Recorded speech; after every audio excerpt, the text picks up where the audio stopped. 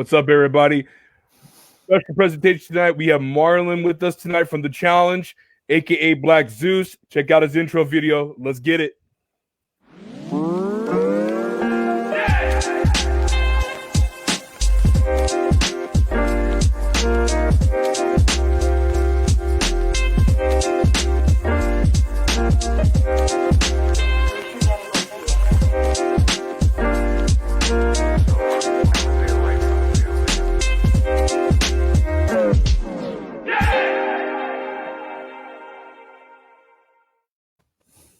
Ladies and gentlemen, Marlon is here with us tonight.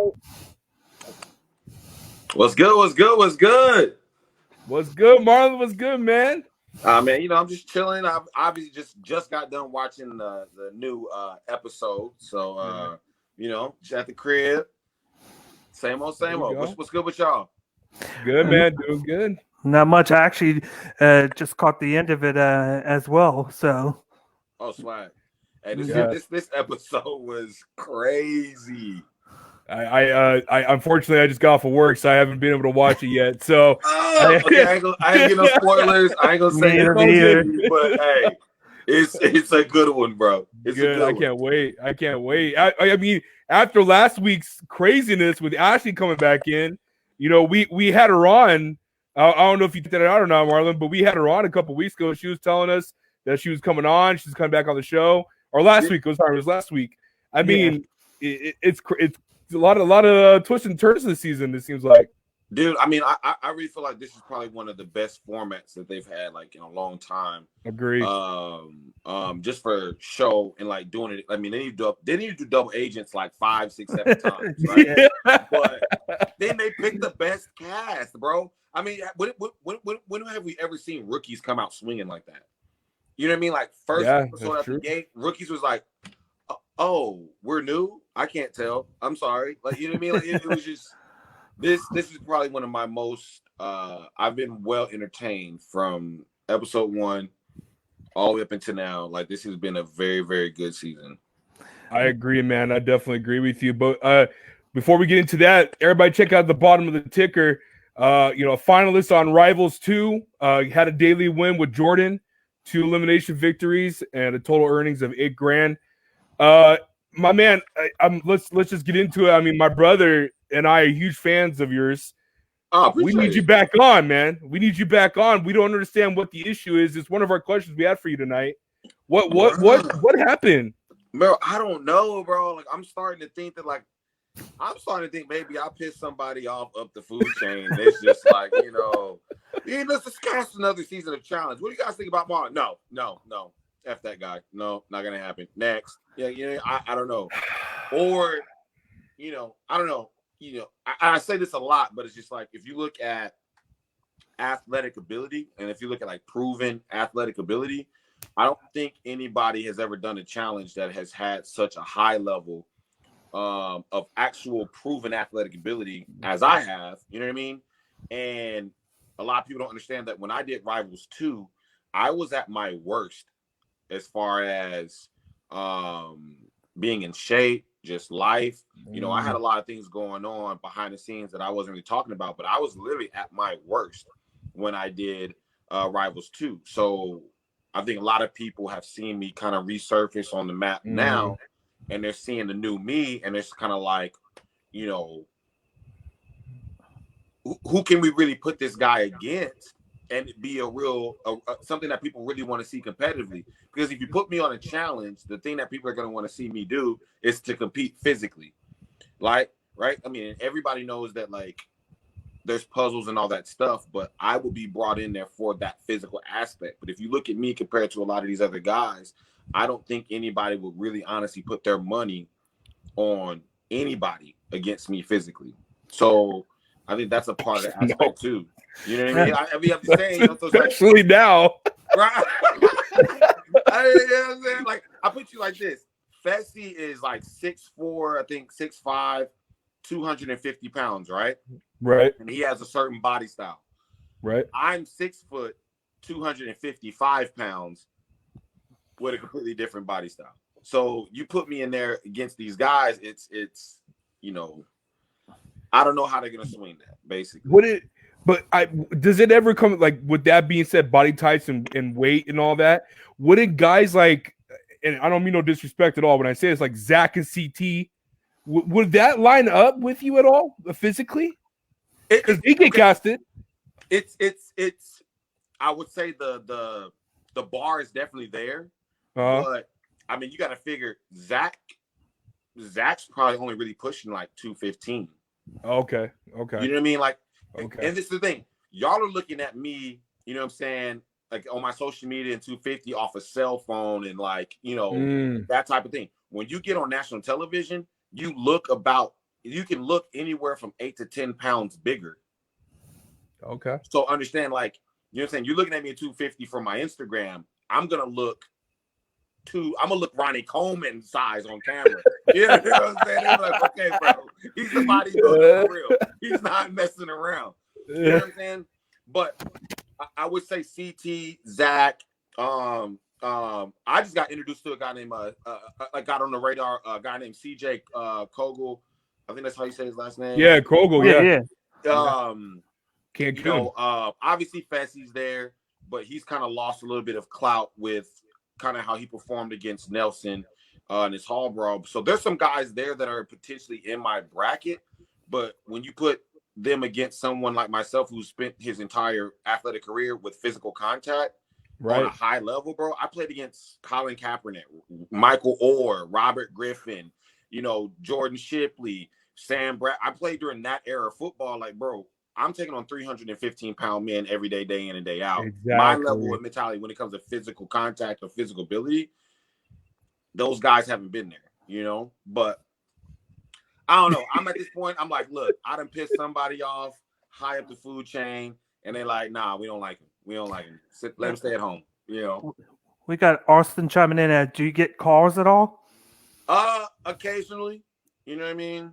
I mean, like, and I think I'm still on MTV's radar for whatever reason, just because, I mean, I just did X on the Beach. You know what I mean? Right. So I do believe 100% I'm still on the radar. I don't know, man. I don't know if it's like I don't know if when they're looking at this, they're like, we don't know how he fits in. I don't know if they look at, maybe they think I'm going to be too dominant, you know, competitively, so it doesn't fit for making the show, you know, suspenseful. Bro, I can't call it at this point, man. I just think I pissed somebody off, you know. What do you remember, Marlon, what season you were the farthest in when it comes to, like, you know, being an alternate, or were you ever an alternate? Were you none of that? I don't know, man. Like, cause like, wow, Rivals 2, they called me pretty much every challenge after Rivals 2. They called me for availability calls for at least 4 or 5, maybe challenges or whatever. Yeah. And I was just trying to get my life together. I mean, I had a bunch of stuff going on just from, you know, my living situation. I was in and out of jobs. And I was like, bro, I got, you know, negative $35 in my account. And you want me to hop on a plane and go halfway across the, you know, country and risk, you know, a situation with y'all? I was like, I just can't do that right now. You know what I mean? And then one was Bloodlines. And it's like my family timeline is so spread apart that, like, the only person in my family that would have done Bloodlines was like 17 at the time. And then the next person that up in my family was already like 38, you know what I mean, with arthritis. They're like pre-diabetic arthritis. They're like, I'm good. I was like, I can't do this with guys. So, yeah, you know, just a lot of things was going on that I couldn't just commit. And then I would say after that, they just stopped calling. And yeah, I don't know. Okay. All right. Well, hey, it's all good, man. I'm still hoping and praying that it will happen eventually one of these days. I know my partner Daniel, we've talked about it all the time, where this would be such a different show if you were on these past, you know, 8 to 9 seasons. I think you really would have had a good shot at winning the ship like you did in Rivals 2. But I want to switch gears a little bit with you, Marlon. A lot, you know, with the Joe Biden being served in today, I know you've been very vocal on your Twitter account about what's going on in our country and all that. After the events of state capitol, which was a couple of weeks ago, what in your way, because I've been asking people this lately, can we come together as a nation? How can we unite, in your words? Yeah, no. There's always an ability to come together, right? Because the dialogue has started, and you can see in corporate America, you can see in politics, you can see in a lot of social settings, a lot of the status quo that was allowed to happen is now getting punished. You know what I mean? And I don't mean to say punished, but people are being held accountable. Yep. And I think that what's going to help us come together is having a leader that understands that accountability needs to be cascaded across the board, and everybody needs to get on board with it, or you're getting kicked out. Because then, you know, someone who, whether they agree or don't agree, they're going to know, like, well, I have to check myself and treat other people with respect. You know what I mean? Treat other people with kindness or whatever, empathy, whatever the case may be. Or if I don't agree with it, then I can't go over and negatively impact other people's lives, because I'm going to be accountable for it. So now we have a leader in place that's going to say, look, I ain't tolerating it. I don't care if you're a corporation. I don't care if you're a politician. I don't care if you're, you know, Joe Blow, Smo, whatever. We have a status of accountability. And I think that will start the dialogue of being able to adequately educate people, because a person is not going to be willing to listen to why they're wrong until they're, unfortunately, until they have to deal with the negative consequences of their actions. And I think that we're at that point now in a society where people are willing to say, all right, this is wrong. We're not going to let it happen. You're going to deal with it. And now we're going to educate you on why you're in this position. And they're going to be more receptive. Because if you saw like all those social media people, like I think it was probably like, I think it was like 2 years ago when the whole blackface thing came out and people started losing their jobs and people started. Oh, remember that? Yeah. A lot of people don't understand it. Like that started a very pivotal dialogue that you started seeing people like say, okay, I need to educate myself about why this is wrong.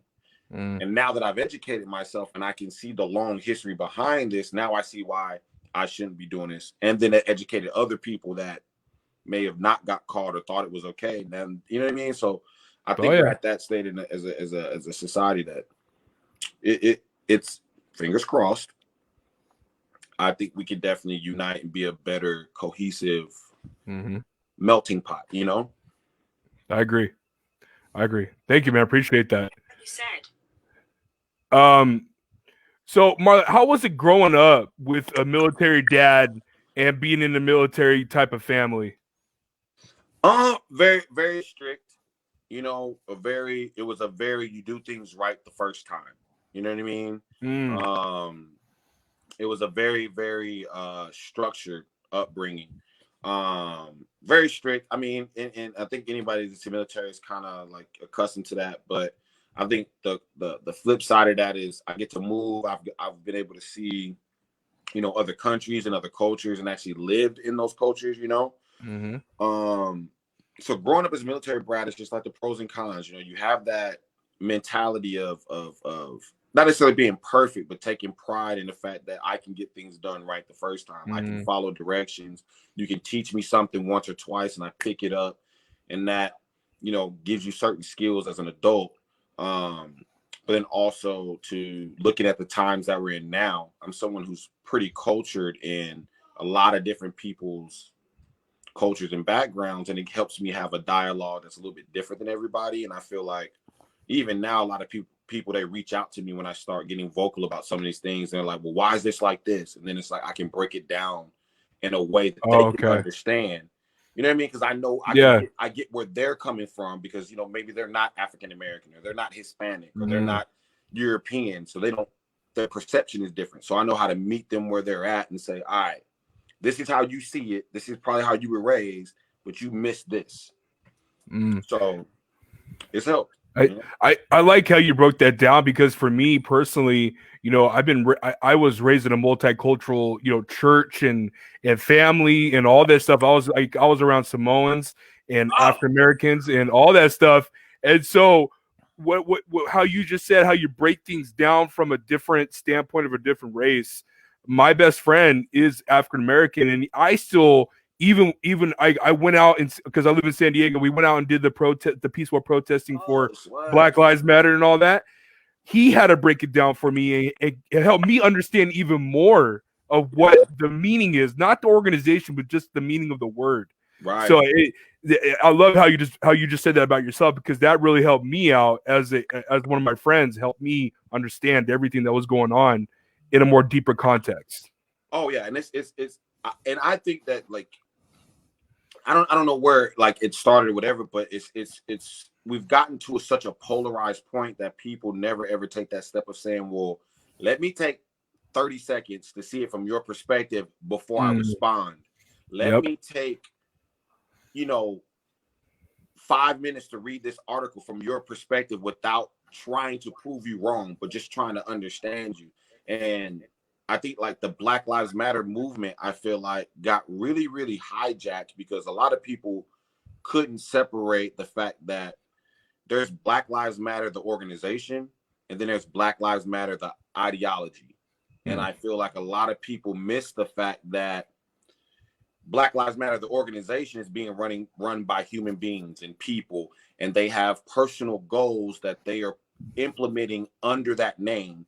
But that doesn't necessarily coincide with the ideology of Black Lives Matter and what it actually encompasses for the people and the group. And that has been such a point missed, because like for a while I was like, why don't people get it? Black Lives Matter. Why don't people get it? And then I started understanding that there is this convoluted mix because people weren't separating the message from the group. Yep. And the group, hey, I can go on for days, things I don't agree with the way they run in the show. Trust me, I will oh my God, I would probably roast a few of those guys if we got into a debate. But the message and the ideology of Black Lives Matter is the big piece that I think needs to be the focus. But we're getting there. We're getting there. Yes, sir. We are. I appreciate that. Thank you so much, Marlon, for saying that. So like I said, your religious background, I'm Christian. I'm Christian. Okay. So for you, I know that was of your life, and we saw a little bit of it in your season of Portland. How has that formed you as a man and as a human being in today's life for you? I wouldn't say I'm necessarily religious now the same way I was back then. I don't have like a denomination like that. Like I do 100% believe that there is a higher power or a higher purpose or a higher being that I guess you could say is looking out or maintaining balance, whatever the case may be, right? I believe that 100%. What I have kind of gotten away from is some of the traditional ways that religion, I feel, has manipulated people with fear. I've tried to step away from the fear mindset in dealing with my connection to a higher purpose, because I feel like it blocks you and it causes a lot of trauma. I mean, I really do think it causes a lot of trauma to some individuals. So now I'm just in a spot where, I truly feel like I'm learning new things about, my connection between myself and this higher being, but I don't know enough or I don't understand enough that I can really put a foundational like name or purpose or reason behind it. I'm still kind of searching for that for myself, but the traditional structure of religion, I feel like things just aren't adding up in a lot of ways for me personally. So I had to kind of just go find something else. I like that. Yeah, it's I don't know. I don't really, because I haven't really found it, so I can't really give you an exact thing. But I don't know. I know that there's something out there. I know that it has a purpose. I know that it loves all people. I know that it's accepting no matter what your background, gender, whatever the case, whatever. But I just don't know how to put, I guess, a foundational name. On it. You know what I mean? I get what you're saying. So that's where I'm at with my, religion and spirituality at this point. Cool, man. Cool. You know, I was going to switch gears a little bit. Was Texas Tech your first choice for yourself? And and and what, like, in your aspiring college football career, what made you fall in love with football? Man, bro, like, you know what's crazy? And I've had this conversation with only like a few of like my closest friends, but like, I hated football when I first started playing. Yeah, I kid you not. Really? I hated football. Like, you want me to run down here and hit this person so hard that it hurts my body, and then you want me to show up tomorrow? Like, no. I was like, Dad, I'm quitting. Dad, no, this is not for me, Pops. I know you love football, Pops. Nah, I'm gonna take up knitting or something, bro. I don't know. Way less contact, right? Oh man. But then, you know, my dad like took me in the backyard and he was just like wailing on me. He's like, run over here. And he'd hit me, and I was like, I didn't hurt that bad. And I run over and he hit me harder, and I was like, okay, I get this. It's not that bad. You get this. Yeah. And then I started playing running back, and I was pretty good. I got really, really good at running back, and then I started loving the game. I started understanding, like, oh crap. Then you start getting those bonds, like, it's like you start getting to that age where you start having like actual friend groups, and like, so football gave me a lot of camaraderie, a lot of brotherhood. It taught me like working hard. It taught me, you know, the value of like your works and all that stuff. And that's when I kind of like fell in love with it. Did I want to go to Texas Tech? Originally, no. The other part of football is I hated playing defense, but I was really, really good at it. So I was just like, well, damn, you know, if I want to get the scholarship, you know, I got to keep tackling folks. You know, so I stuck with it. Yeah. I almost went to Vanderbilt because Vanderbilt was like, look, if you come here, we'll let you just be an athlete. We're not gonna put a position on you or nothing like that. You just come here, whatever position you want to play, you can play. And then I had like Oklahoma State offer me, Baylor offered me. Were you a 4-star or 5-star recruit coming out of high school? I was a 4-star. 4-star? I was a 4-star recruit, but peep game. So y'all, I don't know, do they still do the Nike Spark Camp? I believe so. I think so. Do they, Daniel? Yeah. Okay, so peep game. So I was only a 4-star athlete coming out of high school, right? Okay. But my junior year, I got invited to the Nike Spark Camp in Fort Worth. And Fort Worth is like probably their number 2 highest rated camp. And I was the number 2 athlete of the entire camp as a linebacker. Wow. So I beat out running backs, wide receivers, cornerbacks, like all of them, right? I was number 2 in the entire camp. So I was only a 4-star recruit, but A&M was there, UT was there, Tennessee was there, Texas Tech, all these camps. They were like, wait, how is this linebacker as a junior number 2? So that put me on the map. Any big names there at that camp?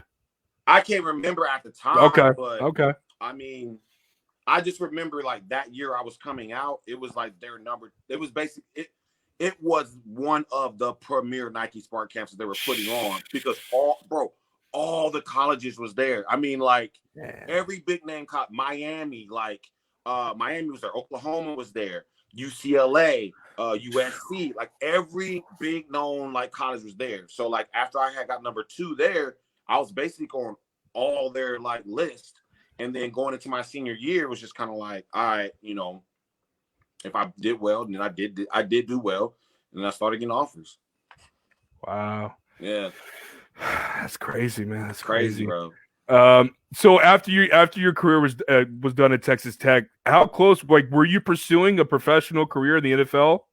Yeah, so like it was crazy. So like my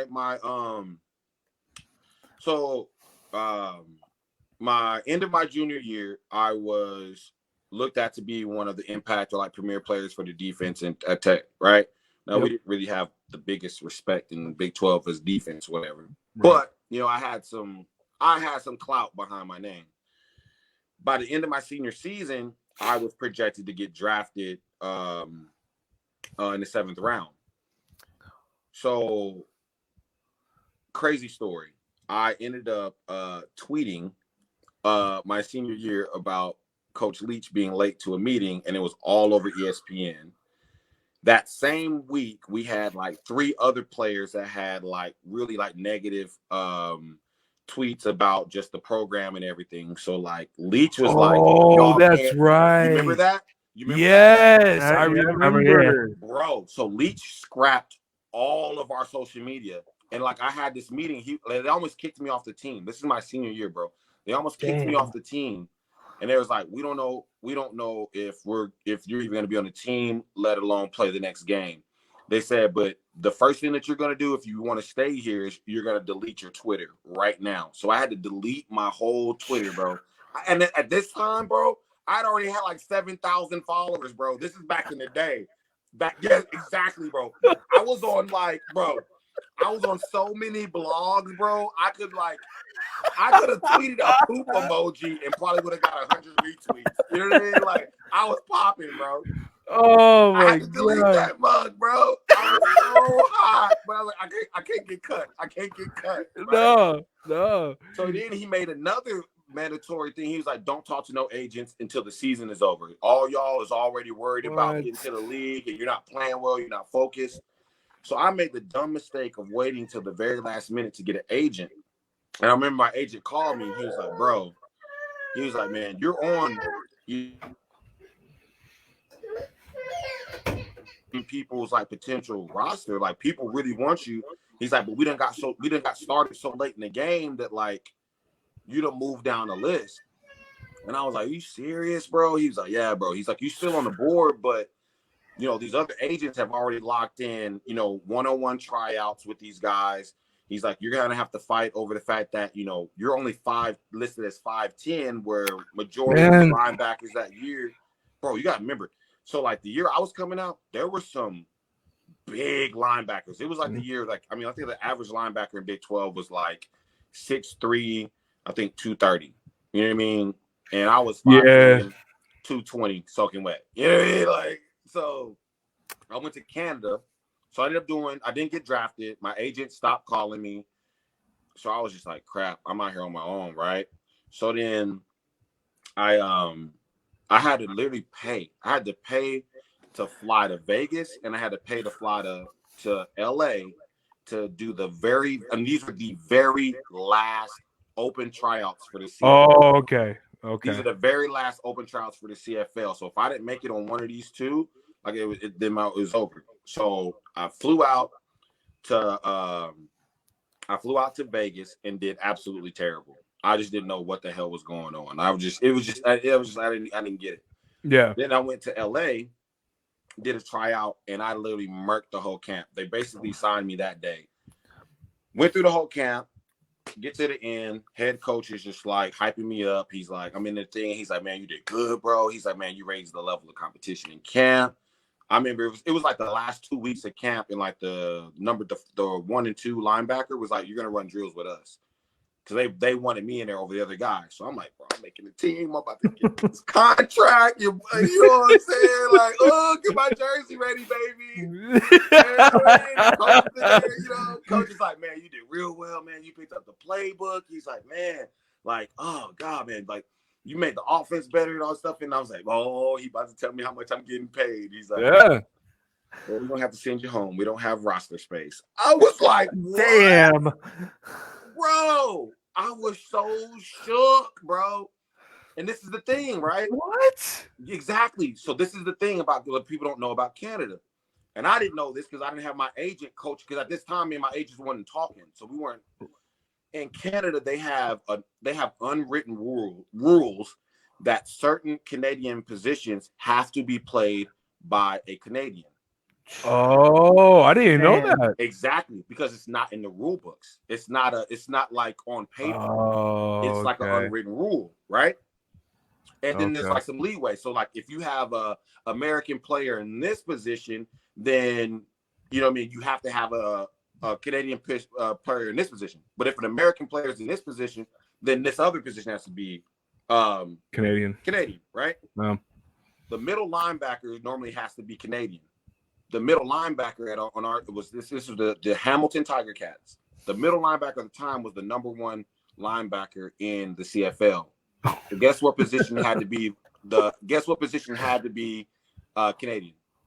Weak side linebacker, and that's the position that I was trying out for. Oh God! So when the coach told me that there wasn't roster space, I'm thinking like, what are you talking about? I'm better than everybody else. I gotta be on the roster.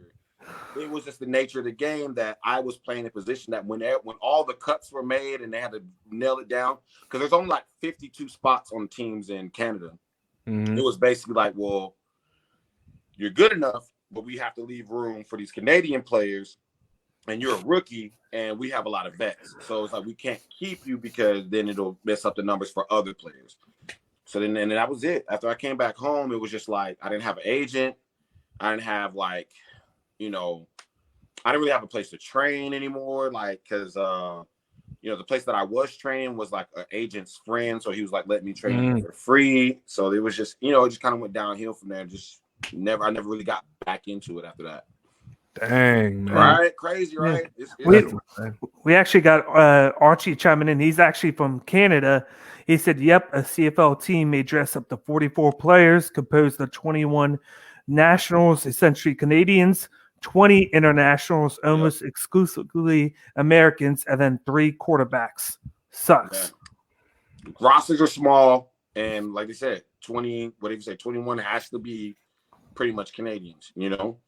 That is crazy. No, I didn't know any of this walking in there. I thought it was just best man gets the spot. So I'm just balling my life out, not knowing I should have been going for strong side linebacker versus weak side, and I would have made the roster. Yeah, they didn't think about moving you over to that position, like saying, "Hey, Marlon, can you play anywhere else?"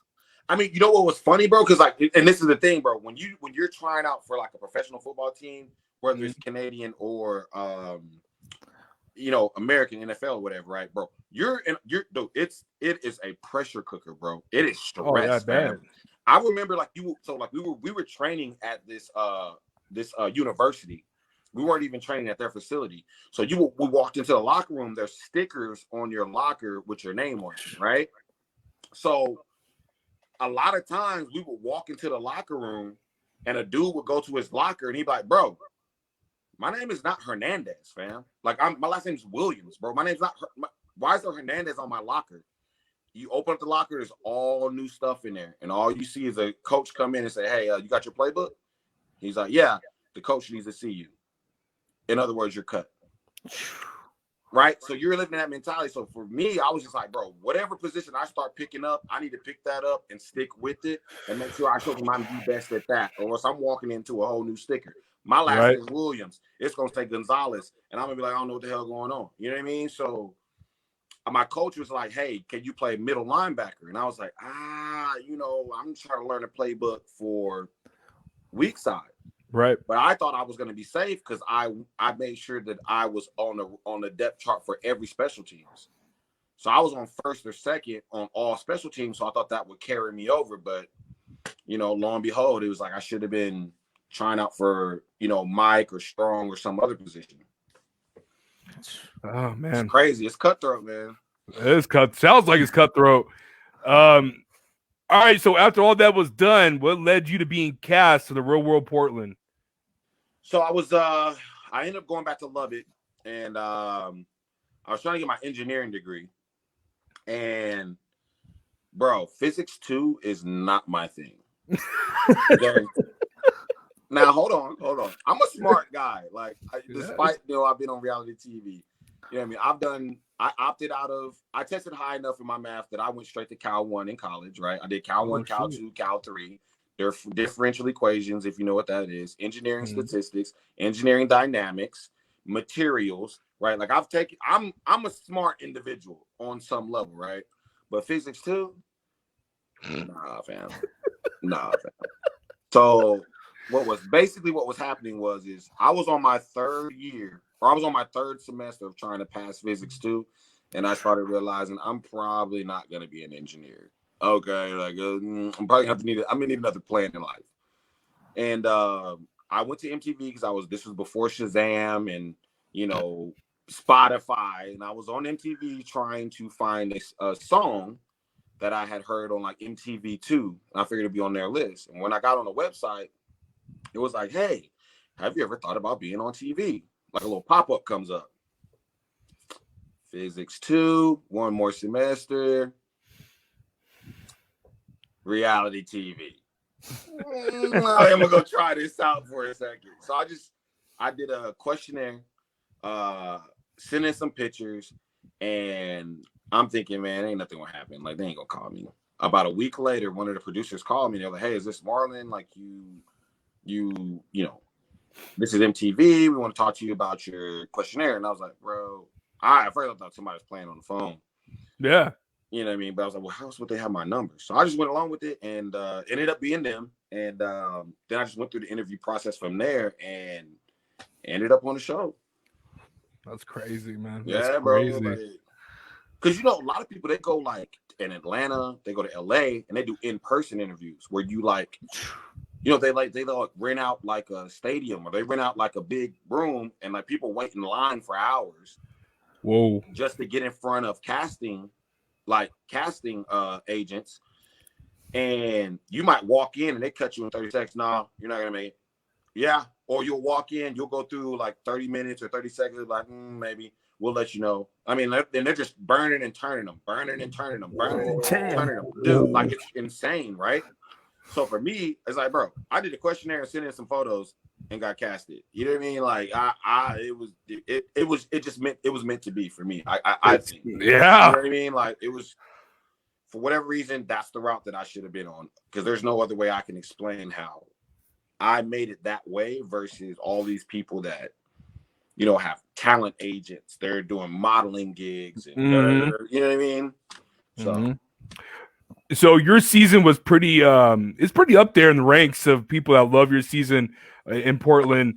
A lot of controversy, a lot of big, you know, issues came up in that season.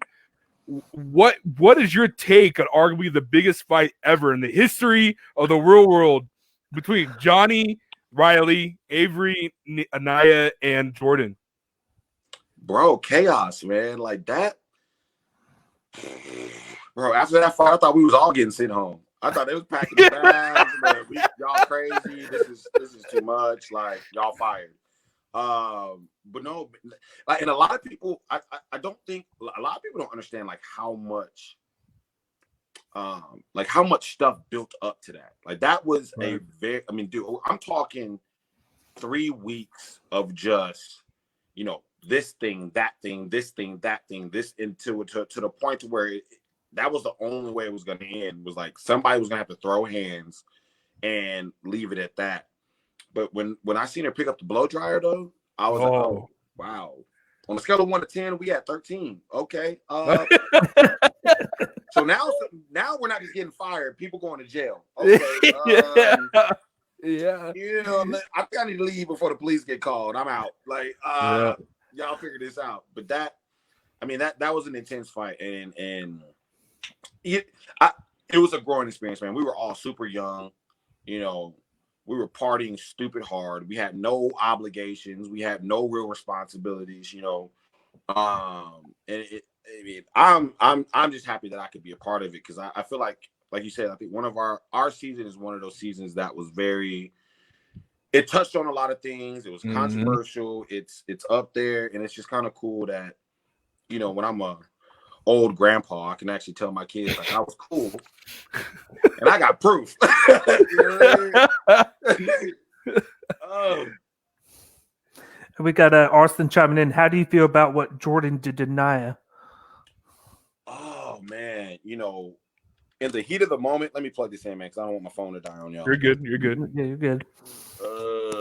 That was one of the questions I was going to ask you, anyways, Marlon. I know I know you visited that question before on your Twitter because someone brought it up to you, and you know, it's the past and all that being resurfaced. But, yeah. I mean, but I still think that as ironic as it is, I think that's a very relevant topic for even kind of like things going on now. There were so many things wrong with what happened between both of them. But I guess I'm kind of glad that it happened and I was there, because I don't think other black males would have been able to go through that altercation and been able to, like, handle it the way I did because Mm-hmm. you know, there were some other previous conversations and there were some other things that had happened, like even between me and Jordan, that I could kind of tell that at that time, you know, he was one of those individuals that didn't really truly understand the dynamic difference in how a black person had to live their life in America versus a white person. And I think he didn't really truly understand the difference in the culture and why certain things are just a no-no zone. Mm-hmm. But I'm glad it happened because I think that that was the first time, like, I think in history that somebody like him had to really honestly confront like what he did and really honestly like deal with the consequences because he got it bad after that show aired. After that episode aired, he got it bad. But I you know, I'm glad it happened in the sense that it could open up the dialogue because we talked about it on the reunion show. We talked about it, you know, publicly on Twitter. Naya and Jordan had a very long dialogue on social media, even in their own life. And then you can see, what I really like about it, especially for now, is you can see two people on such a polar opposite. And now you look fast forward to now, and they're friends. Mm-hmm. You know what I mean? Which kind of goes back to that question from earlier. Is like, do you think that we could unite? Do you think that we could come back together, like, you know, as a nation? I'll say yes. I mean, you look at two people with such a intense negative like relationship. Some of it based in race, some of it based in gender, some of it based in, you know, just cultural differences. Be able to mend that, and then be on a completely like talking, you know, friendship based relationship shows you like we can grow from all this crap that we're going through. We can mend all this crap that we're going through, but it takes a very long, extended dialogue where both people just talk it out and try to relate and try to be empathetic. You know what I mean? Definitely. I definitely agree with you on that. And Marlon, I know a part of you in your journey on that show was you coming out to the Yeah, world. It's in saying I want to get the correct term, bisexual. for How sure, for sure. Yeah. So how was that for you and you as a man and you as a person that and on national TV that millions are gonna see Yeah, that I mean bravo to you, my man, for you having the courage to do that. man, bro, that was a very very tough. Um, yeah, I mean that brought a lot of negativity my way that I wasn't really expecting, and a lot of people don't understand. Like the timeline for me was crazy because like when the show aired, I was actually filming Rivals 2. Oh So wow. like the first, I think it was like the first 3 or 4 episodes, I didn't get to see them right when they aired because I was in the midst of Filming. filming Rivals, Mhm. right? So to be honest with you, when I came back home, I was kind of hit with everything all at once, right? Because we were already like 4 or 5 episodes in. Mm. No one, you know, in my circle of like actual people I hung out with had seen me in a while, you know. And it was bad, dude. Like I remember I got jumped outside of the club a few times. Um, I remember and I remember this girl, I don't know if the photo is still out there, but I remember one time that I got jumped outside of a club. One of the fans came up to me and was like, I want to take a picture, I want to take a picture. And I was like, I just got jumped. I'm not in the mood to take a picture. Like, I want to take a picture. And I remember I took the picture, and I remember the next day I got tagged in it. I just remember my lip was busted, like my eye was swollen, and I was just like, oh my god. I remember I had an album out because I was doing music at the time, Right. and I had set up a few venues where I was going to do some shows or whatever. And I remember like the promoters had called me back and they were like, yo, you know, I'm not gonna do business with no faggot, and like canceled the show. And like it was just like it was really tough to deal with just because it was like everything that I had done up until that point no longer had any value to Yes. people.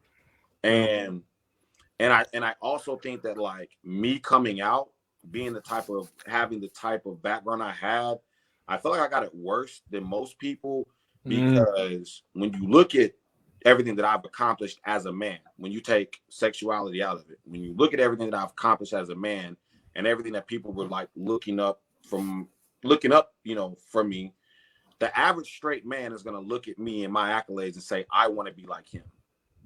Oh, without a doubt. Right? Easily. He's a football player. He's a rapper. He's got the girls. He's, a celebrity. He's got all these football accolades. He's super strong in the gym, like all this stuff. He's like, dang, I want to be like that.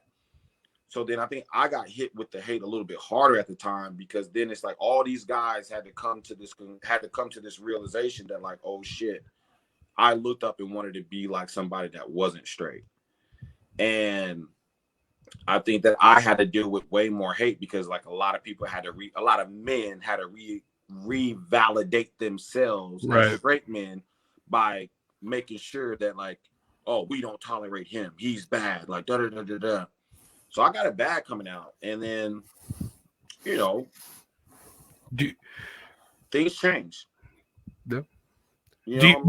The reason why when you say things change, do you think that you have a way, I think you do, of paving the way for these athletes to come out? Even if they're gay, straight, bisexual, it don't matter. Do you think that you paved the way because you were, like you said, one of the first to come out as an athlete on a show saying what you are? You know what, bro? I didn't even think about that. I read an article before. As a known athlete, or someone that was looked at as an athlete. Yeah, I think I might have been one of the first to. The reason why I asked you that is because I remember Michael Sam coming out, and then his draft stock plummeted, and he didn't get plummeted, and he was a good player. I mean, let's get real about it. He was a great player. He was good. And I remember reading an article where I might be mistaken, but I remember seeing your name on there as one of his inspirations for being the person that he is. I gotta go look for it. I met Michael Sam out here in Dallas. Yeah, that's what I'm saying. That's why I thought there was a connection. That's crazy. Yeah. I mean, I definitely do think I opened the door. You know what I mean? Yeah. I think I definitely opened the door, shined the light on the fact that this is a possibility in sports, or this is a possibility in such a straight male dominated sport, that like this is a reality that exists. So I do think I opened the door on that. I mean, if I inspired, someone else or paved the way, I mean, I don't know, but I do think that I helped start the conversation that you did. Male athletes can be this way and still be successful and still have value, because here's one that performed extremely well, and it's just that you guys didn't know. Exactly. But that's crazy, bro, because I actually hung out with Max. You know what's funny, man? And I'm not trying to be like shady or anything. A lot of I remember after I did Rivals 2 and I had came back, and then people knew that I had won the final, or I knew that I had made it to the final. The final, yeah. It kind of put a little bit of stripes, it kind of gave me a little bit more clout, because like, okay, this dude's still out here kind of competing. Mm-hmm. And a lot of NFL players actually reached out to me. They never it was never like anything public, but a few of them reached out to me, and I was one. And to this day, I think that maybe some of those guys may have been either thinking about coming out or probably wanted to have that conversation with me, but it just never got there. But it might have been, like you said, it might have just opened that door just so that conversation could be had, Definitely. So, with all that being said, are you still close with your cast? Yeah, bro. I just talked to Jordan. I was chopping up with Jordan yesterday, because he said he's going to be out here in Dallas quite a bit. So he was going to hit me up, because he's doing a lot of trips to and from Dallas. So we're going to link up when he comes out here. I think there's a lot of triathlons out here. So he's kind of on that kick right now. So dude, my guy's been working out, bro. He's been getting it, bro. It's funny. I mean, he just gets better and better and better. It's just like, he's like a machine, bro. It's just like, upgrade, dude, next year, upgrade, next year, upgrade. Like, bro, I swear to you, ever since Fessy came out and said that video about how no one could touch him, I'm telling you, man, I think Jordan's just got that extra motivation, and I think he's forgotten about you, bro. No, bro, like I already know. Like Jordan probably saw that, was like, bro, like, are you serious? Like, he was like, no, like, I'm the GOAT. Jordan's just sitting back like, bro, I'm the GOAT. Like, I do this. Like, the challenge was made for me. Like, don't get it twisted. But especially badass. Especially certified badass. Oh yeah, especially after the rumors that are going on around between Fessy and Tori. So Oh, bro. Okay, so man, you got a scoop. I don't got no scoop on that. Oh, you got me. Your reaction, guy. I was like, wait. Right. Oh.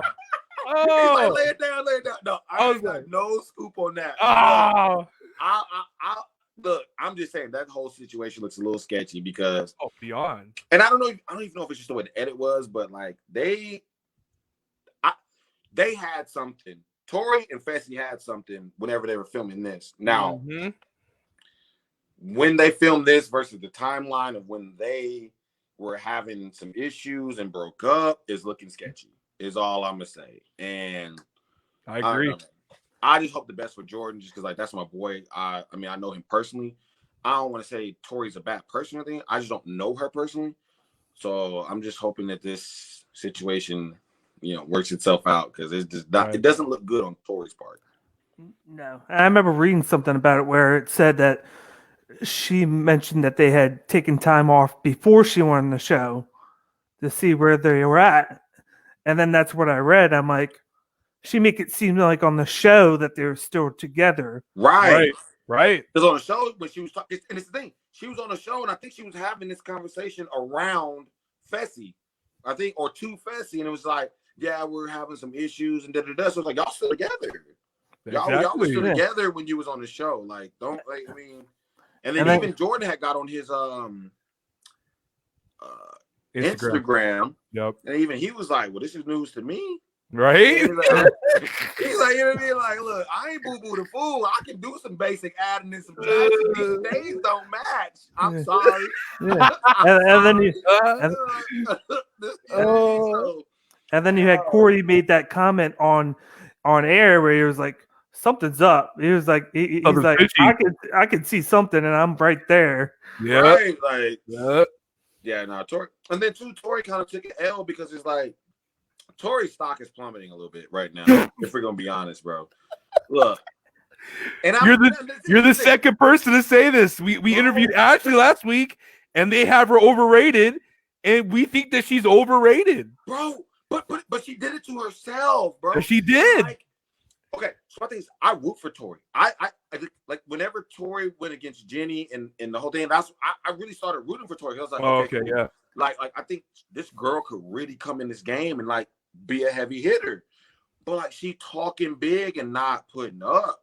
And it's like, for you to go into for you to go into an elimination round against Anissa and lose the way you lost, it's like you can't talk that game no more.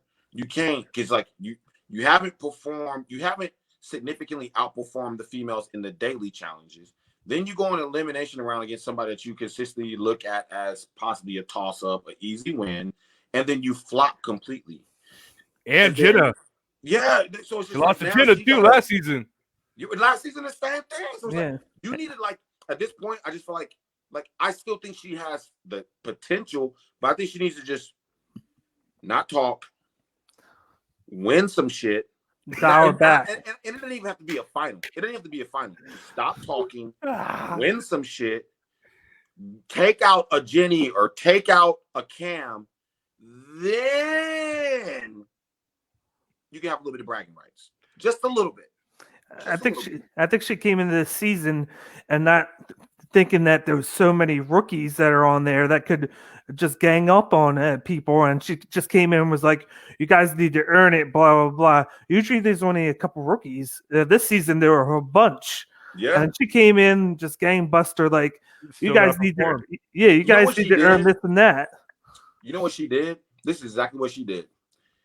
The old style of the challenge was there was going to be a lot of vets, and a few rookies to to get us through the first 2 or 3 episodes, right?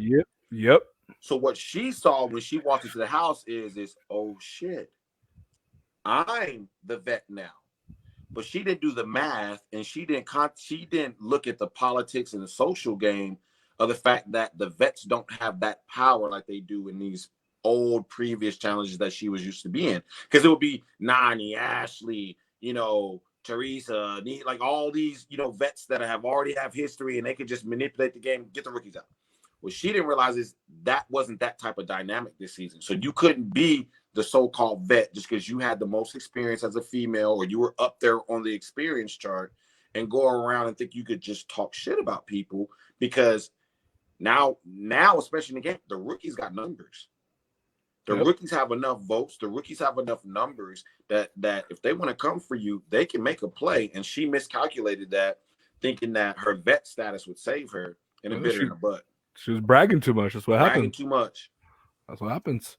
Hey, so since we're talking about Challenge 2, which was unfortunately your only season that we got of evidence of you, how was the experience for you? And then I just want to know, man, how in the hell were you able to win that elimination against Leroy and Alton, where you had Leroy in one hand, and then you brought Alton down with the other hand, and I just watched it today. Bro. I mean, bro. And Leroy was talking that smack. Talking about you know what's beat up funny? the D1. You know what's funny? I don't even know if they aired it. Me and Leroy had like a wrestling match the day before the elimination. No, they didn't. Yeah. So peep game though. Peep game. So like, and this is the thing that they don't understand is like, you know what I'm saying? Like, so my demeanor in the challenge in the challenge house at that time was, it was different. Like, I was in a different headspace. So I was just keeping my head down. I wasn't really trying to make a lot of noise. I mean, obviously I got into an altercation with CT. I got into an altercation with Knight. That was awesome, by the way. Great. The CT one was great. The Knight, I didn't care. Knight's Knight. CT one, oh. Bro. And then look, he was mad at me, and it wasn't even my fault, bro. Like, bro, why are you mad at me? You mad at the wrong guy. But then at the same time, I'm thinking like, okay, I'm not about to just let him punk me, because if I let him punk me, then everybody else in the house is going to be like, okay, this is an easy rookie that we can have a pushover on. But I think a lot of people put some respect on my name, because they were like, okay, he's going after CT, and he's not backing down, and he's not afraid. So like, this kid could be something, you know what I mean? Mm-hmm. But the it was either the day before, or maybe 2 days before the actual elimination round between me and Leroy. Jordan had a little wrestling competition with Frank, and then I had like a little wrestling competition with Leroy. But peep game, I purposefully lost the wrestling match with Leroy to make him feel like, he was more dominant, or like he could like overpower him, right?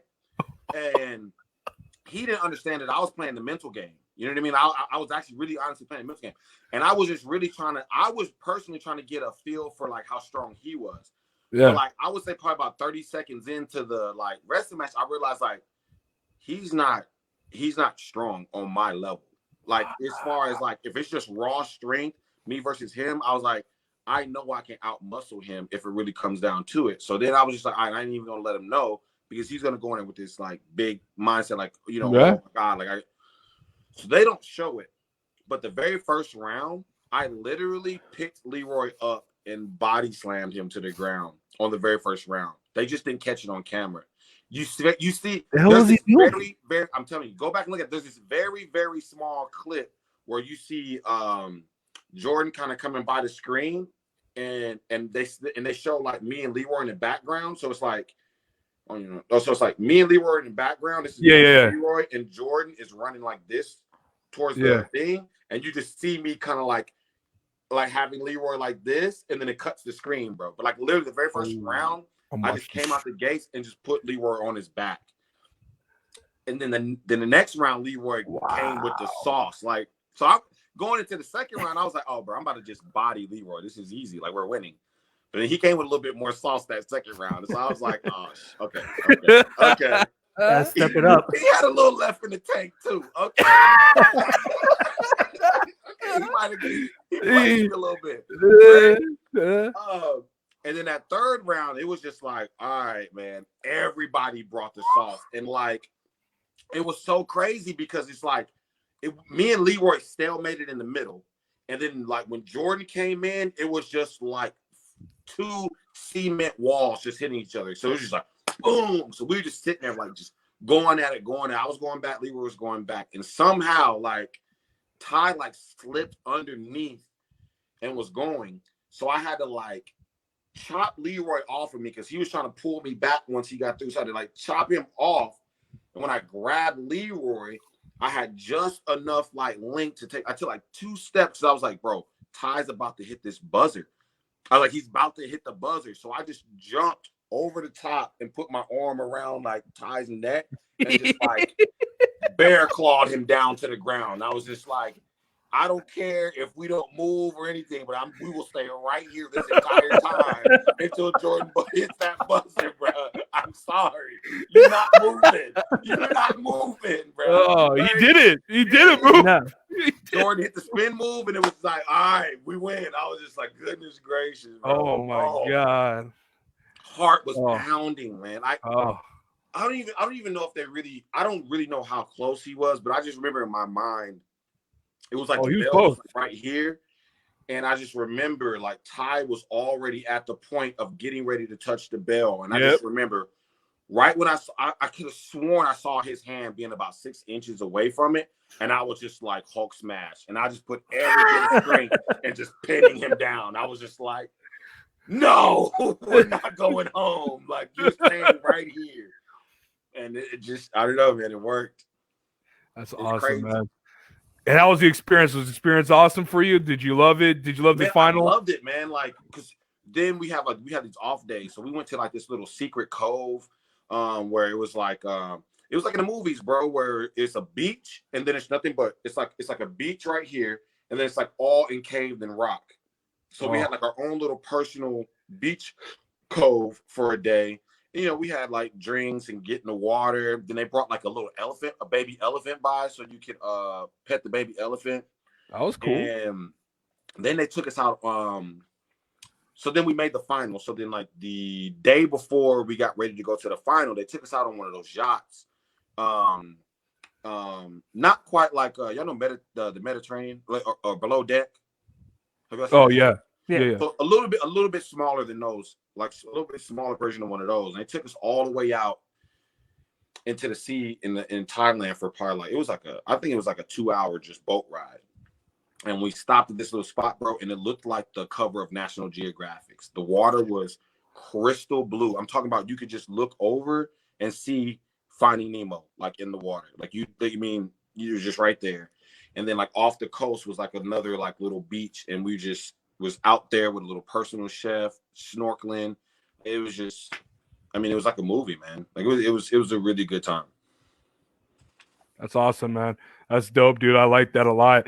A couple comments here. Austin wants to know how many minutes did Bananas Afraid beat you by the puzzle for the finals? Bro, it wasn't even that much. I think they got like a solid 3-minute head start. Okay.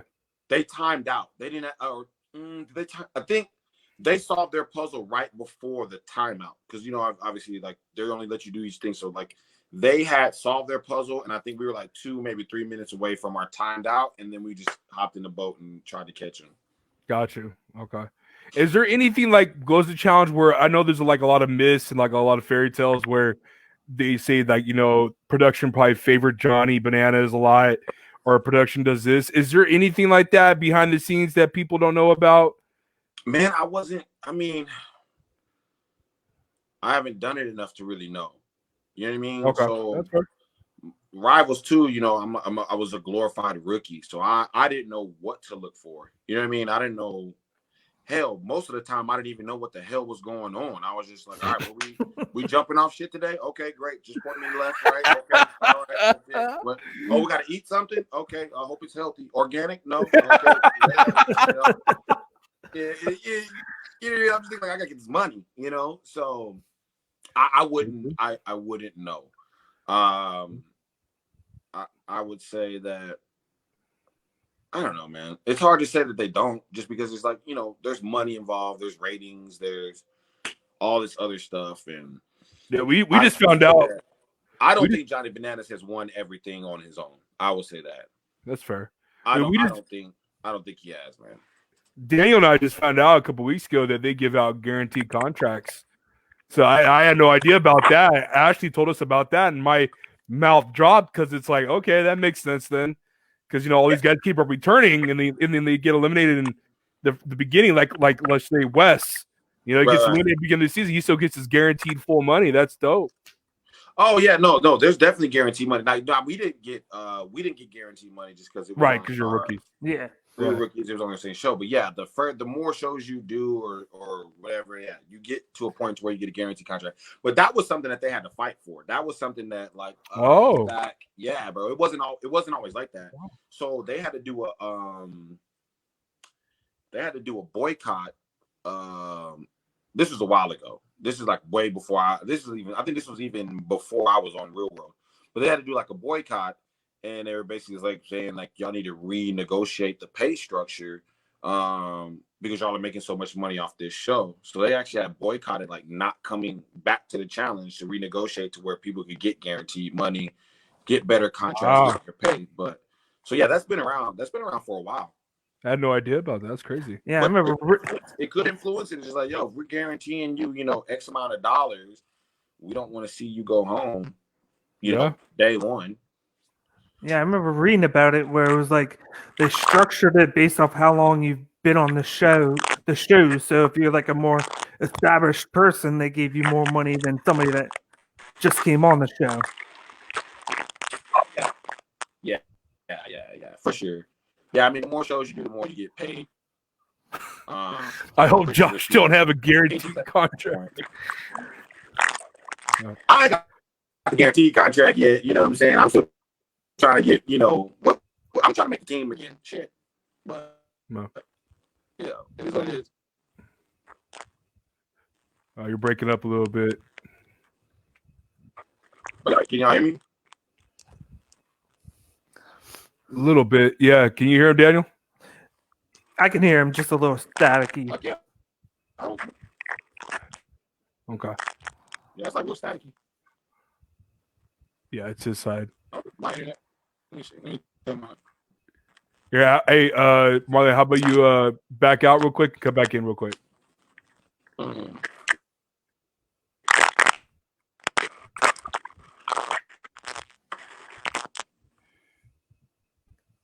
Hey guys, in the meantime, here check out our commercial we got right here for you guys, real quick.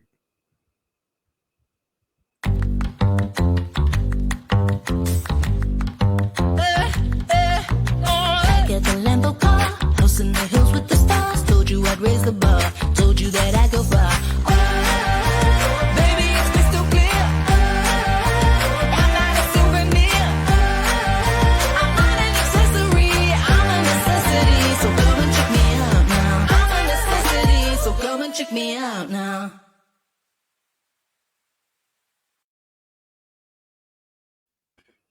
Good deal. Let's try to get Marlon back on, see if he's good to go.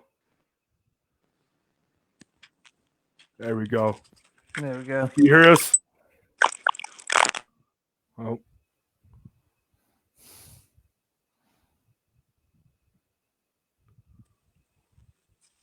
He's a little. Okay. You want to go? Let's see if we can get him one more time. I think it might be mine.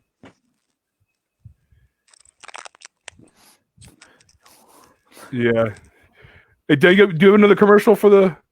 Yeah, we'll play the schedule for the week that we hear of the Buzz. Here's our promo for that. War. Tell them that's what we ready for. War. Tell them that's what we ready for. War. Bringing that to competitors. Till we see the confetti fall, be ready for war. Tell them that's what we ready for. War. Tell them that's what we ready for. War. Bringing that to competitors. Till we see the confetti fall, be ready for war. Tell them I'm ready, any opponent. The crown heavy and every minute is chosen. A path only fit for kings, and you all know what this court means. What did you enlist for? If it isn't getting more rings, then you gon' have to switch your team. Trust me, it gets more mean. I'm a nightmare going up against your dreams. First step is explosive like a bomb hit. Bet if I let it fly, I cannot miss. And you ain't got a chance at the top 10 when you getting clamped all night by your locksmith. On the block throwing lobs to my top bigs. I'm a chef, no look, what's the top dish? Tie game, through the pressure as the clock ticks. Crossover, step back, hit a shot, swish. Tell them that's what we ready for. Tell them that's what we ready for. Bringing that to competitors. Till we see the confetti fall, be ready for war. This is how champions are made, but it never happens in a day. It's all hard work, but it's why what happens when we play 9 out of 10 times. I'ma left you with. All right, let's see if this works now for our guy Marlon.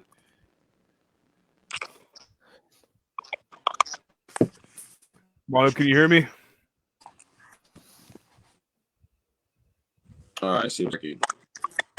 We good? Is it better? Still a shit. Yeah, can you hear us? Can y'all hear me? Yeah, we can hear you. Yeah, we can hear you. I can hear y'all. It's still staticky, but okay, bet. No worries. We only got a few more questions left, and we'll end the night.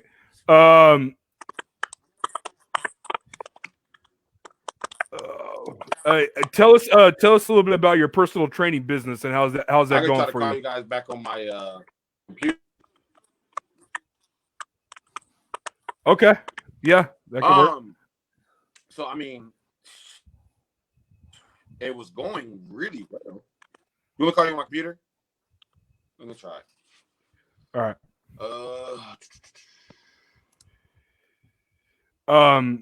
We have one more commercial for you guys. You guys checking out? You guys have noticed we wearing our Manscaped t-shirts. We are partnered with Manscaped, 20% off. Use our promo codes that we have for now. Game winning drive is GWD 2020. You can use that, 20% off and free shipping. Check this out. Check out this clip before we get Marlon back on.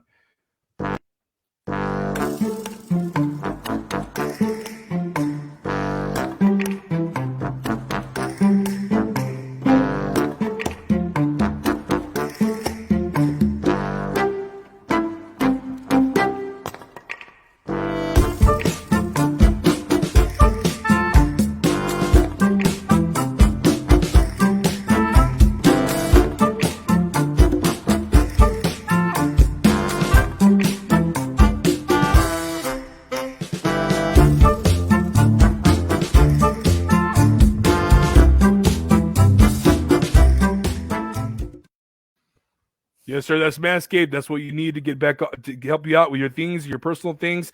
Great for. I know Danny and I have been being able to use the products. It's been great for our beards, for your hair, and also your balls will thank you for it. It looks like we got him back on. Is he good to go? Can't hear you. You're mute. Yeah, we can't hear you.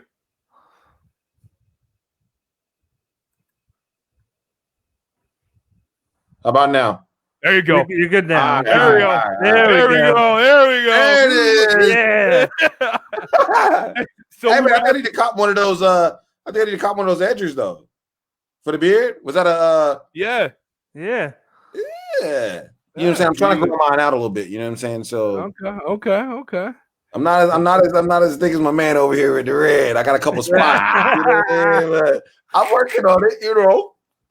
Get there. Hey, so we only got a few more questions for you, Marlon. For sure.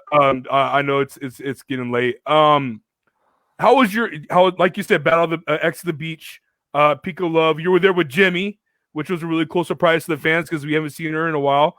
How was that? How was that season for you, man? How was that? Was a different type of theme, man. A lot of drama there, Bro, stressful, man. Like, that was just drama after drama after drama. Dude, I was in so much heat that whole time. Like, I think I'm gonna say the first maybe 3 days there, like, was probably the only time that I wasn't like on thin ice with somebody. Like, I was in so much drama, it was crazy.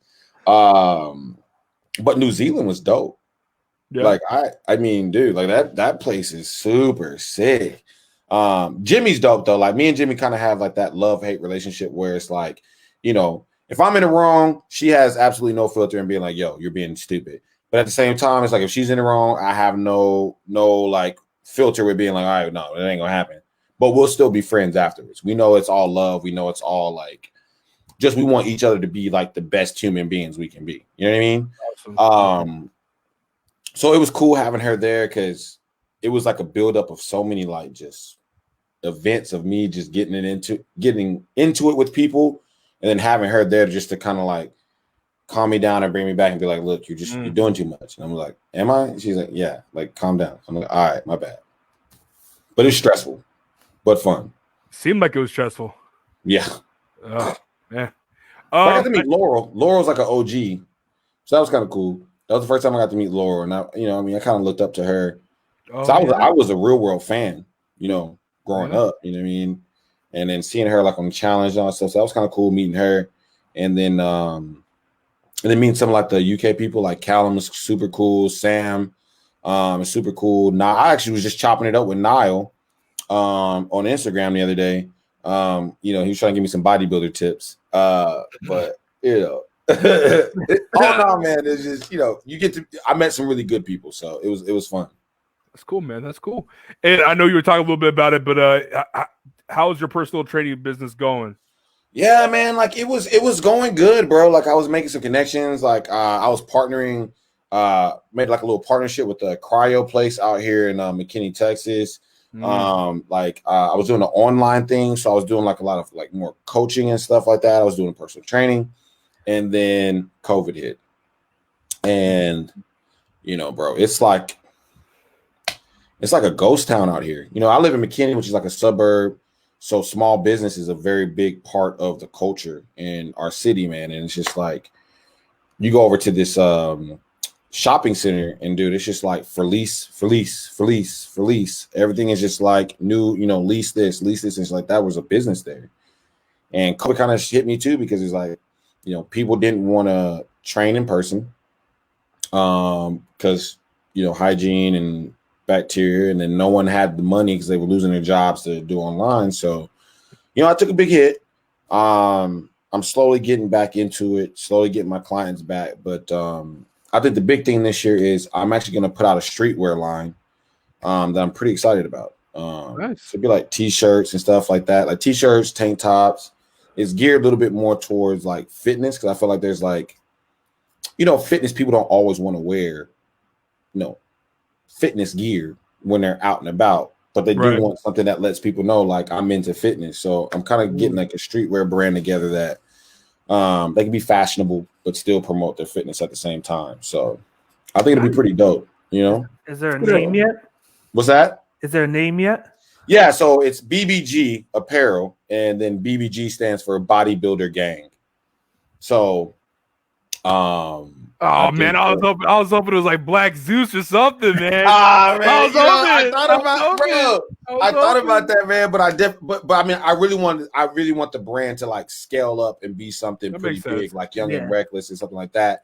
And I didn't want to, limit, I guess, the marketability. I didn't want to limit it to be just people that only value me will buy the brand. I want it to be a very stapled, real brand for people to buy that could be in Tilly's.com or it could be in JCPenney's or it could be, at a department store, PacSun or something like that. And it's just more of like, okay, I understand who created it. So I have a better idea of, what the brand's about versus I'm buying this brand because I like this person. Because I might tweet something and people will hate me tomorrow. And, I don't want the brand to like go to shit for that. But it's be looking out for that, guys, man. I'll shoot y'all some stuff though. Like I'll hit you up, bro, and I'll get you guys a nice little care package, and so y'all can check it out. Appreciate that, brother. Thank you so much. Do you get any calls from cast members of the challenge to use you for training? Yeah, man, bro. Y'all know Nehemiah? Who? Nehemiah. Nehemiah. He hit me up a while back. I sent him like a full, a full 4 week like write up, like everything to do day by day, whatever. And he had hit me up. I think he had hit me up a few months after I sent it to him. He's like, yeah, man, it worked, bro. He's like, He's like, I'm still using it, bro. He's like, this it works for me. And then Niall actually hits me up every once in a while. Allie from X on the Beach. So yeah, I mean, cast members hit me up. And a lot of people don't talk about Anastasia, but I mean, because she kind of just, had kind of exited the whole MTV scene. But even her, so like, yeah, no, cast members hit me up for Leroy. You know what I mean? So yeah, I definitely get hit up. Nice. I don't get called for the challenge, but the challengers call me for workout tips. Oh my god! Ironic how that works. Hey, how do I get better at the challenge? Call Marlon. Are we going to cast him? Probably not. Keep it moving. Have a nice life. It makes no sense. Hey, so I know you're an avid challenge watcher, as we could tell tonight. We were talking about the current season. What we've asked every person we've interviewed this, we have to ask you this. Who do you think is the most overrated, and who do you think is the most underrated? Ooh, okay. People aren't gonna like this. I don't care. The most overrated challenger, I believe, is CT. Hey, all I'm gonna say is this: CT has not been put in a position where he has adequately have to go against somebody that has the same amount of fight in them as he does. Oh, I see what you're saying. You see what I'm saying? Okay. It's easy to put a wolf against a dog, and then the wolf wins, right? Yeah, okay. They seem like they're the same species, but one is just built differently than the other. That's right. CT ain't been up against no other like dog fight wolves, right? He's been going against, besides you in the pool. Well, besides me in the pool, and you know what I mean. It's still me. Then the only other guy I guess we could say was Fessy, and it was basically whatever, right? So I do think CT is a little overrated, but there's no really way to really even test that at this point because he's not in his prime anymore. You know what I mean? So That's true. Neither here nor there. I still think that he's a great competitor, but I do think he was a little overrated in his heyday as far as how great he was. The most underrated right now, I was gonna say Rogan, but he proved himself. He finally came to the point of proving himself. Heck yeah, he did. I don't think there's anybody that we can say is underrated. I would say someone who has potential but underperformed so far. I would say is Jay. I say Jay has the most potential to be really, really, really good, but just hasn't quite showed it yet. We got a glimpse of it. His rookie season when he sent 2 people home. He wasn't afraid to talk his shit. He wasn't afraid, of anybody in the house. So I think he has a high bar of potential. I don't think we've quite seen it yet. But everybody else, I don't think there's anybody that's too underrated that hasn't given us a reason to doubt their ability at some point. Who? Oh, we got a comment. Okay. What do you think when CT went against Leroy climbing that wall? Wait,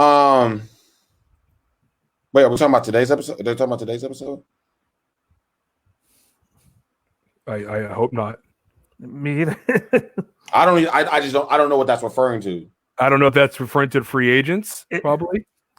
If you could specify that, Steven, and get back to us. My bad, Steven. I didn't see free agents either. Yeah, that's fine. Marlon, do you think that if it's Nani or Leroy, which one do you think underperformed the most where they never got a challenge win? Leroy. I love Leroy to death. Bro, don't get me wrong. I love Leroy to death, but so do I. After like the second swimming challenge, you probably should have figured that out. I'm not the best swimmer either. We saw my swimming skills on Rivals 2 was absolutely trash. Okay. But I do think that that was terrible, man. I was like, bro, if y'all don't get this boat over here and get me out this damn water. Steven, he never watched Free Agents, so he couldn't help you with that one. I didn't watch Free Agents, bro. My bad. I think Leroy was probably one of the few people that it's just like, bro, we're all rooting for you, bro. We're all rooting for you to get a win, bro. Like we want like the cards to just magically fall in your favor and get this win, but some reason like he always fell short, man. It just sucks because he's kind of like a Big T. He's like the male version of Big T. We're all in your corner. You know what I mean? You just gotta go do it. You know, you gotta get it, man.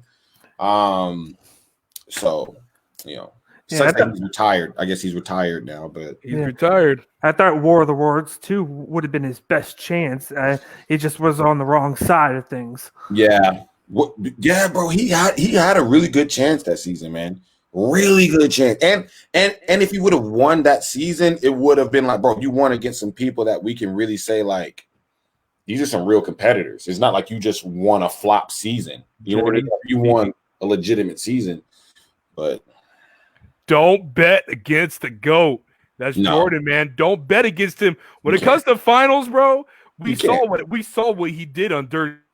Man landed wrong on a parachute and still beat Derek. Still just like, all right, good, let's go. Like, who's y'all past Terminator? I mean, this is not human. How are we supposed to beat this guy? He just literally remade a new leg after falling out of a plane, and y'all think we're gonna beat him in a final? No, it's not gonna happen. Like, see, this is the dude is a freaking nature. He's a freaking nature. Mon, this is why like with Jordan, it's just I want to get him on interviews so bad just because I could pick his brain on just being in that atmosphere after getting hurt and then dealing with the whole Sarah and him thing on Battle of the X's 2. Just your guys' dynamic and your guys is how you guys went to so many eliminations and won. It was just oh man. It's a different. It's funny because it's a different mentality, right?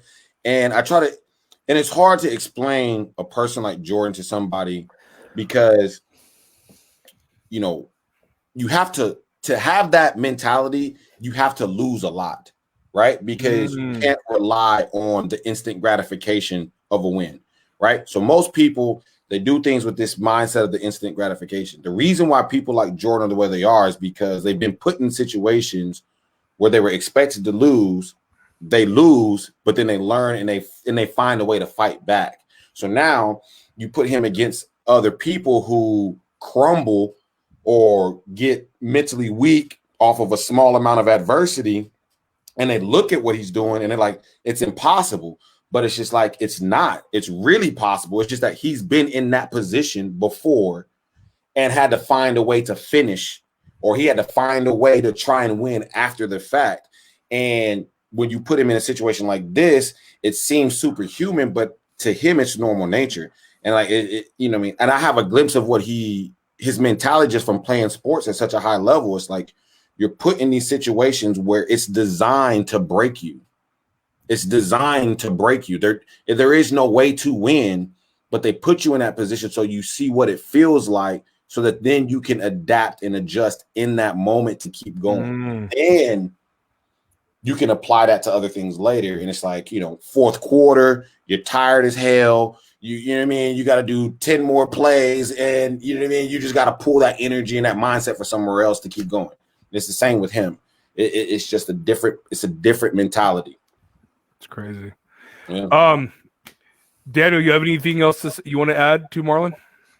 No, man. Just thanks for having me on, guys. I mean, you know, it's so weird, bro. You do one challenge, and I don't understand how I'm still relevant all these years later to the challenge, like sphere. You're a beast. You're a beast. You know, we mentioned that we were going to interview you, and the first thing I get back was Black Zeus. Right? Dude, like bro, like it's just so crazy how like the MTV fan base, the challenge fan base has just stuck with me, man. Because I haven't been very consistent as far as being in the forefront since Rivals 2. So it's just, you know, I guess like thank you, you know, and to you guys let me do the interview. Thank you to the fan base. Thank you to. I just don't know how I'm still relevant. You know what I mean? It's crazy. Listen, man, I was gonna do because usually with most of the challenge guys, you can't DM them. So when I was able to catch you on a comment, man, it worked out great. It was just lining the stars, and I'm like, perfect. All right, right? cool. No, yeah, dude. Like I try to, I try to be as interactive with the fan base, or the bloggers, the vloggers, like the podcasters. I try to be as approachable as possible. Right. So yeah, no, thanks for having me on, guys. That's super dope. Great combo. You know what I mean? Yeah, man. Hey, man, really appreciate it. We're so thankful, and we're truly blessed to have you on, man. You're one of my favorites. You only did a season. I still appreciate you, and I'm pretty sure you'll see that if you watch the interview, just how excited I was to be able to talk to you about everything that's going on in life and in our nation and the current season of the challenge, man. Thank you so much for coming on. And maybe we can let's redo this after the season's done, so we can talk about the whole season. For sure, bro. Just some kind of recap, yeah. Bro, let me know, man. My DMs, look, bro. If I see you come across the DMs or whatever, bro, I'll definitely respond for sure. Appreciate it, man. I mean, you can throw a little elbow to Jordan and say, "Hey, Jordan, answer the Buzz's call." Right, bro. Get him on. We would love to give him on. They're not gonna come for you, like exactly. Just do the interview. Yeah. Nah, hey, dude, I'll let him know, bro. I'll let him know. Yeah. I definitely shoot him a message for you. I can't guarantee anything, but I will put in a good word. Fine. We appreciate it so much, Marlon, you coming on tonight, man. Thank you so much for taking the time and be with the Buzz tonight. Thank you, brother. Really appreciate it, guys. Yep. All right, man. Guys, that was Marlon from the challenge, Real World Portland. Great interview. I loved it so much. Daniel, any last words before we close this night out? All I gotta say is MTV needs to make that call for next season. Get him on so we can watch him beast the rest of the contestants and win, because he is the man. Listen, season 37. I'm telling you right now, it's season 37. Fessy talking that game. Marlon needs to come on. Have you seen the man's videos? Have you seen the workouts? He's still in our back right now laughing because he knows it's true. We want this is what we want. Fans have been asking for Marlon for years. The vloggers, the bloggers, all that. He just told us that freaking current challenge stars are asking for workout advice.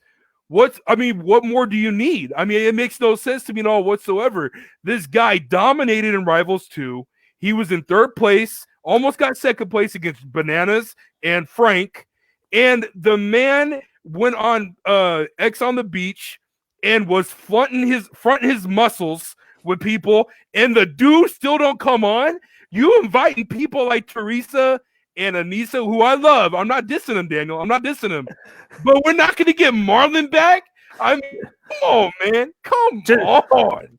All you got to do is ask Leroy. That's all you got to do is ask him how he is in elimination, and he will tell you how much of a beast he is. Just like he said early in the interview, he picked him up and he threw him down. You just didn't see it because it was right off camera. But wait, then he told us about a wrestling match before that, and he played the mental game with him. The man's not all brawn; he's got mental fortitude as well. I just want to see him. I just want to see him and Fessy after that Facebook Live that Fessy did. Oh my God! Which was the best thing was. Listen. The best thing was to see him do that, and then the next day see Devin go on live and go, "Yo, dude, you're going out of character, man." He was like, "No one is afraid of you." Nope. And now I just want to see him come on next season and then have Black Zeus just tear him up. I just want to see it. Elimination. I almost want to put it back on. Just his reactions right now are killing me right now, dude. But I agree with you. Like, we're into this right now. I could talk about Marlon's accolades and what he is as a person and how strong he is and this and that. But people just look at the dim picture of a character that they're portraying on the show. Marlon has all the attributes just like a Jordan does. Just because you see a guy with popping muscles and this and that doesn't mean he don't have this. I mean, that's the reason why half of these cats, like a Wes and like all these dudes that, were super strong, they start losing that muscle because they could have contained it during the final. Marlon is that guy that could probably contain it in a final. We've seen a glimpse of it when he was not even in his heyday. He's in his heyday now. Yep. MTV needs to cast this cat, man. I don't get it, bro. He's got the perfect Twitter handle. What more do you need? I mean, I don't get it, bro. If he I can don't make the final at his worst, what do you think he's going to do now At his at best. almost his best? Get it, So- brother. Preach it. Preach Yeah. it, man. Preach it. I mean, I know we're going a little over the time. If they ever revisited, just battle of the seasons, let's just say, Yeah. and they put Portland on there. They bring back Riley, they bring back Jordan, they bring back Marlon, whoever it is, or if they even just do like a Rivals 4 and just say, you know what, we're gonna put Jordan and Marlon back together. It doesn't matter. Whatever the format is, it would be stupid and it would be just so unfair if we saw a hall brawl with Marlon and Fessy. And it would just knock the ball out of the ballpark, because that's what people want to see. We don't want to see people going up and trying to figure out a puzzle. We want to see people figure it out with Marlon and Fessy going head to head, or Marlon and CT, or Marlon and a Rogan, Marlon or a Corey, something like that. Because Marlon and Josh. Josh would have a chance. He would cry before the match even No, started. no. Let's be real about it. The dude would cry. Josh. UK Josh. Oh yeah. So guys, we appreciate it. That's all of our time tonight. We love the recap. Check out the interview when we post it up, and we appreciate Marlon so much for doing that tonight, man. I know he's gonna. If you guys get a chance, I know he'll retweet it and he'll do his thing on his Twitter handle, and we'll do our thing. And then keep a lookout for his brand that will be coming out. Support him. A great guy. He has that out. We'll rock it. We'll rock it. Yeah. We'll rock it. So keep a lookout definitely in the future for that. Definitely, But good words. Good words. You guys have a nice night, and everybody enjoy. Thank you guys for tuning in tonight. We'll catch you guys later.